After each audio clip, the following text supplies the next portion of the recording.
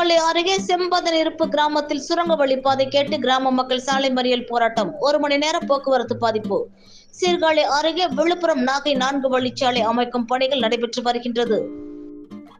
செம்பதிப்பு கிராமத்தின் வழியாக 4 வழிச்சாலை அமைக்கும் பணிகள் மும்முரமாக நடைபெற்று வருகின்றது. இந்நிலையில் மேலநாங்கூர், சித்தன்காத்திருப்பு, திருமணிக்கூடம், திருவெண்காடு, மங்கைமடம், கீழசாலை, திருவெண்காடு, நயினிபுரம், அள்ளிவிளாகம், குருமூர்த்திபுரம் உள்ளிட்ட 20க்கும் மேற்பட்ட கிராம மக்களை சேர்ந்த பொதுமக்கள் செம்பதனிருப்பு வழியாக நகரின் முக்கிய பகுதிகளுக்கு சென்று வருகின்றனர். தற்போது போடப்பட்டு வரும் 4 வழிச்சாலை விரிவாக்க பணியால் மேற்கண்ட கிராம மக்கள் செம்பதனிருப்பு கிராமத்தின் வழியாக செல்ல முடியாத சூழல் ஏற்பட்டுள்ளது. மேலும் இவர்களுக்கு 4 கிலோமீட்டர் தொலைவிற்கு சென்று மற்ற பகுதிகளுக்கு செல்ல வேண்டிய சூழல் ஏற்பட்டுள்ளது.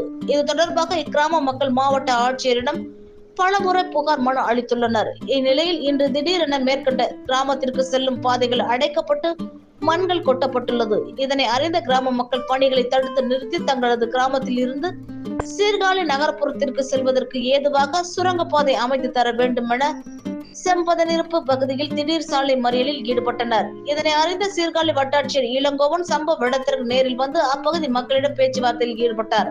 அதனைத் தொடர்ந்து அந்த பகுதியில் சுரங்க வழிப்பாதை அமைப்பதற்கு நடவடிக்கை எடுக்கப்படும் என உறுதி அளித்ததன் பேரில் சாலை மறியல் கைவிடப்பட்டது.